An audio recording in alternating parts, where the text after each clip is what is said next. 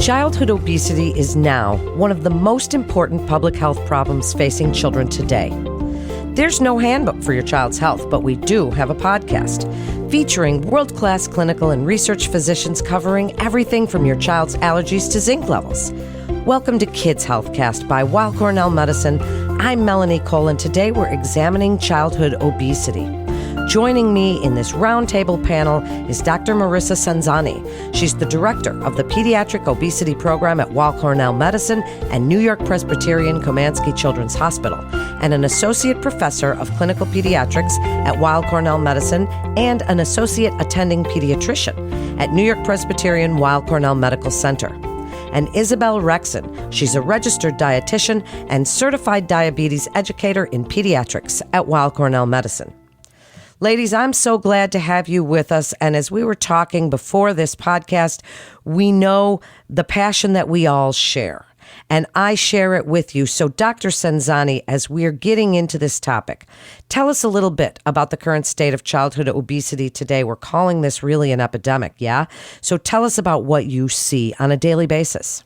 Thank you so much for inviting us to speak on this important topic with you today, Melanie. September is National Childhood Obesity Awareness Month, and this is a really important time where we can learn about the ways to prevent obesity and to promote physical and mental health in our children. So this is really important because the childhood obesity rate has more than tripled over the past 30 years, and obesity is now affecting 19%, or almost 1 in 5 children and adolescents between the ages of 2 and 19 in the United States. And in fact, this is most important because pediatric overweight and obesity now affects more than 30% of our children, and it is the most common chronic disease of childhood. Wow. It's really fascinating what we've seen as a change. So as we're defining what obesity is, tell us how you measure it. And is it different for adults and children? Tell us how you calculate it and really how we know. So during childhood and adolescence, body mass index percentiles are based on the height and weight and the age of males and females. And we use this to determine BMI status in the children. So BMI percentiles are very important in childhood obesity management. So when I see a child and family coming to me for an initial consultation, I always review these BMI percentiles and growth charts with the family. And so we discuss that a body mass index percentile between the 5th and 85th percentiles is considered a normal BMI status. A child's BMI in the 85th to 95th percentile meets criteria for overweight. And if you have a BMI that's equal to or above the 95th percentile, this meets criteria for obesity. And so there are CDC growth charts that are available to pediatric providers in clinical practice that I do review with my patients. And in addition, there are also online resources, applications, and calculators that provide this BMI information for families. So families can actually use them to calculate their child's own BMI percentile.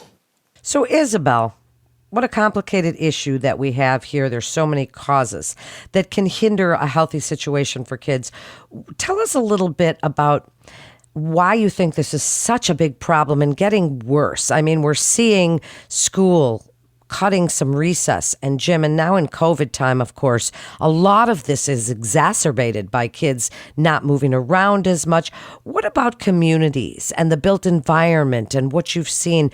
Tell us a little bit about this complex issue. Yes. So first, Melanie, thank you again for having us today. And just as you said, we have really seen increased rates nationally and in our own practice. Dr. Cenzani and I, we've seen more kids during COVID come in with excessive weight gain and such. And so causes are really multifold. Directly, we think about nutrition and physical activity and how that affects childhood obesity. But really, we know that societal and policy changes are largely to blame, which includes a big shift towards more convenient foods and ultra-processed foods, and just overall less opportunities for movement. The pandemic, as you mentioned, cut out school gym, cut out recess, opportunities for kids to move regularly, and increased screen time. But additionally, even just the infrastructure of our cities, the way our cities are built, do all communities have access to sidewalks, to safe places for kids to move around, to bike lanes and such like that? I think it's really important when we address this topic to really look at the inequity in our food systems and to know and understand that obesity does disproportionately affect children and families of lower socioeconomic status.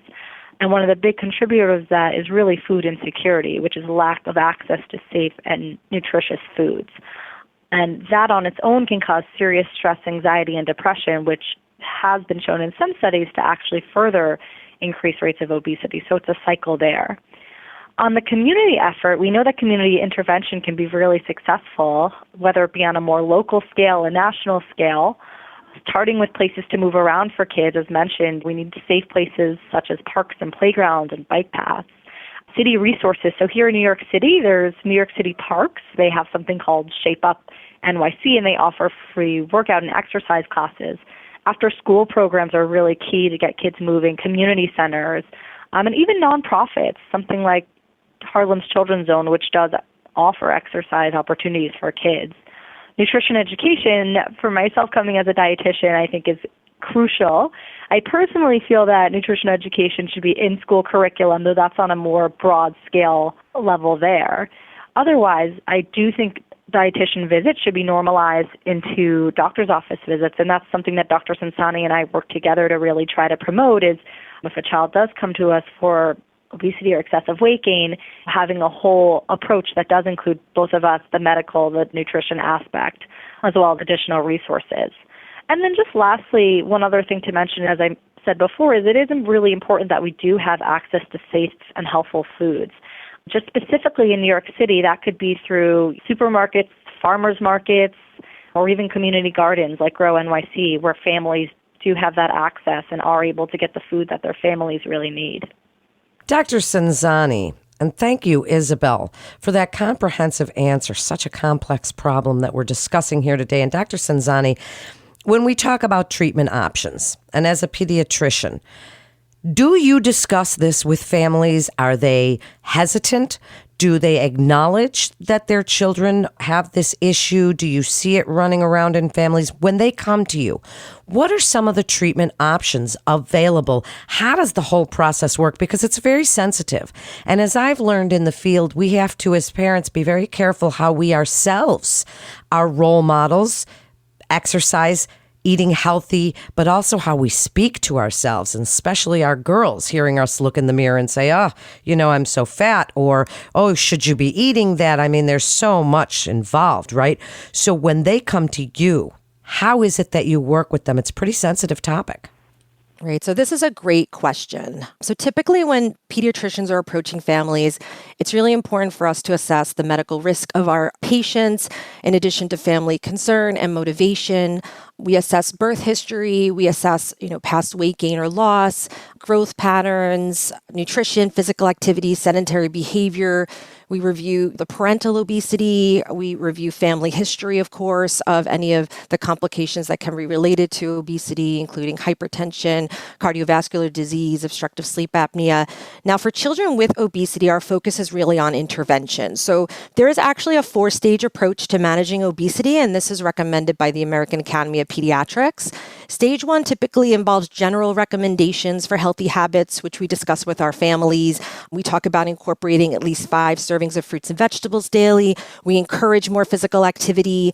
Stage 2 then moves on to more structured weight management to approach patients, focusing on more targeted goals. We develop daily eating plans that are created by a dietitian. We really emphasize an hour of supervised physical activity daily. And typically, we progress in these stages in that if there's no success in 3 to 6 months, the patient is then advanced to a more stage 3 comprehensive multidisciplinary intervention. And this involves a pediatric weight management specialist with intensive lifestyle interventions. This includes a structural behavioral modification program. We do food and activity monitoring, short-term diet and physical activity goals with a multidisciplinary team, which is something that we really focus on at Cornell with our behavioral specialists, our nutritionists, the medical team. This really is this this variety of people that are involved in the management and care. There's increased frequency of visits, and this could be from monthly to weekly. There's planned meals, food logging. Parent participation is so vital in the behavioral modification with families, and this helps to work on improving the home environment. Group visits at this stage have also been shown to be having a really therapeutic effect, which we have our own program, our Kids and Teens Healthy Weight program, as well as commercial weight loss programs are considered at that stage. And then finally, stage 4 is the last stage, and this is more of a tertiary care intervention. And this involves potential pharmacological intervention, also consideration for eligibility for bariatric surgery. So as you can see, there's a variety of ways to approach the management and treatment of pediatric obesity. And it's really specific to each family, and we work together with the families with this multidisciplinary care. Yes, and I just love to add to what you said, Dr. Sansani, just about our whole family approach that we use in our practice. We really do emphasize and encourage family involvement and the importance of social support, whether that is from family or even friends. In terms of family involvement, that could be family meals together. It could be bringing the child grocery shopping and looking up recipes together to promote change in dietary habits. But also, as you said, Melanie, it's really important to be mindful of the language we use and our attitudes surrounding food. But we've seen situations where kids have been told to eat a certain way. Parents might say this food is bad for you, or something like this food might make you fat. And what happens is that often leads children to seek food outside of the home and might create guilt with certain food choices. So our goal is to foster a healthy relationship with food and teach kids balance and nutrition in a way that's also going to support their overall mental and physical health.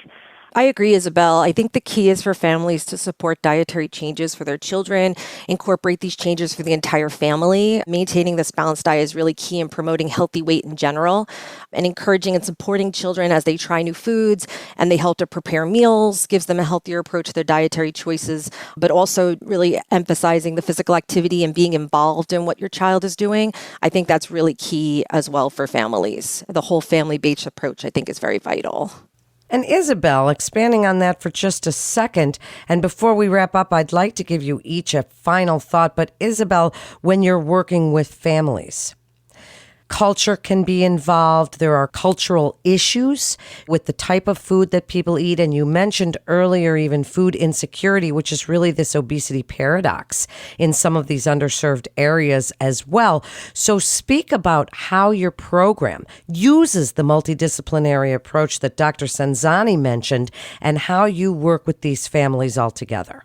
We have different kind of interventions in our program. As Dr. Sansani mentioned, I might do one-on-one nutrition counseling, or we do have the Kids and Teens Healthy Weight program, which is more of a group approach. But either way, we really do promote family involvement. And I think one of the really important things is that a lot of times families come to us looking for an exact plan, but I really like to let the families take the control. And people come from different backgrounds and different foods, and rather than saying this is the way you have to eat, finding a way that we can make nutritious choices with the foods that they culturally have in their everyday lives. So putting the child in the hot seat, putting the family there to sort of say, what are changes you're open to making?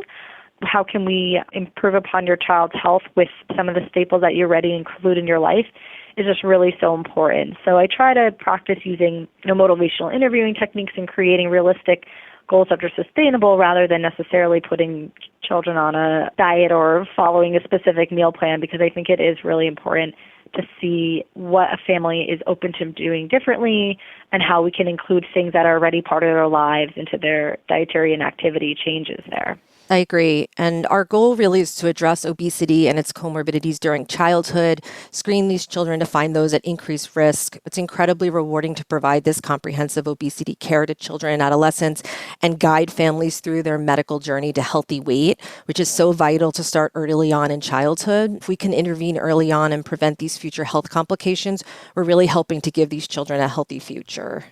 And Dr. Sansani, first last word to you. What do you want families to know if they're looking at their children or if they're obese as a family? Where do they turn to help? What is the first step? Is this something the pediatrician will identify with them? Where do they turn? What do you want them to know?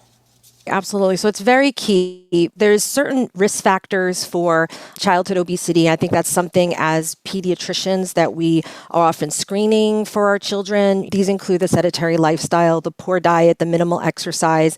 These are certainly things, as I discussed, that families can work on and improve. As a pediatric endocrinologist and obesity medicine specialist, that is something that's really important for me, is to be an advocate for the health of our patients. And we are there to help parents and guide them through this process. Sometimes it's just making these small changes, even just focusing on whole grains, fresh foods with fibers, limiting high calorie, sugary drinks, processed foods, having more fiber fruits and getting them involved in physical activity, but also just kind of giving them the guidance and the support they need. And we do that through a variety of different mechanisms. As we were discussing with Isabel, we do have our Kids and Teens Healthy Weight program. These are interactive small group sessions. They focus on healthy eating and important food and nutrition concepts. We meet with families individually. I meet with my families. Isabel meets with them.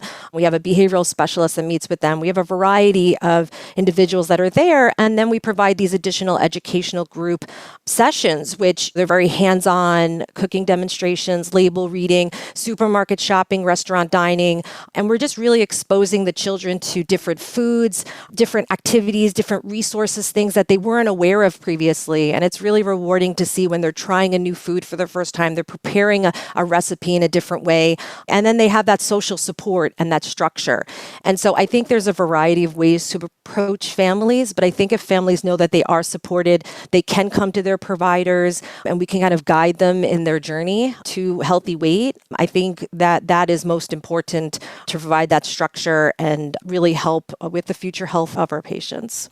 Well, it certainly is such an important topic. And Isabel, last word to you. As you're working with food and cooking and this whole multidisciplinary approach, what would you like families to know about the program at Weill Cornell Medicine, how you can help their families from everything, from teaching them to cook to learning to be good role models, all of it? Offer up your best advice, please.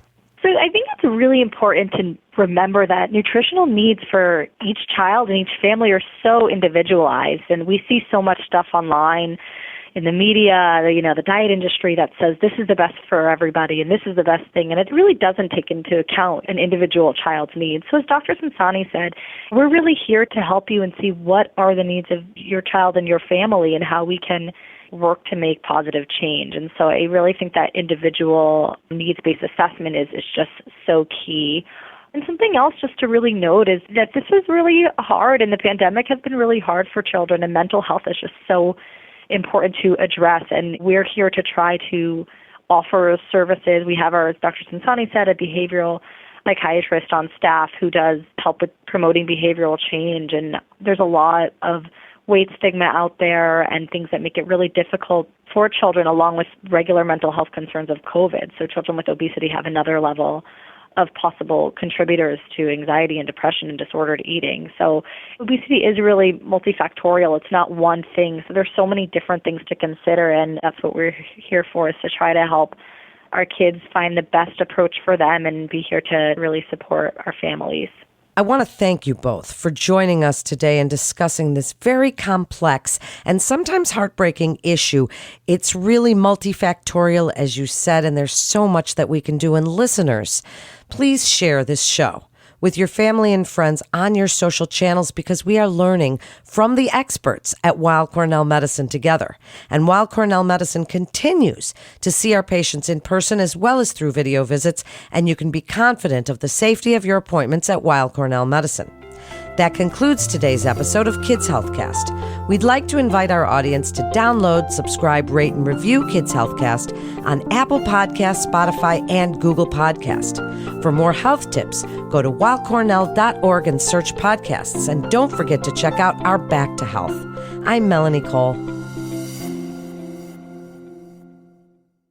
Rehabilitation medicine can help patients with a wide array of disorders and diseases, including cancer.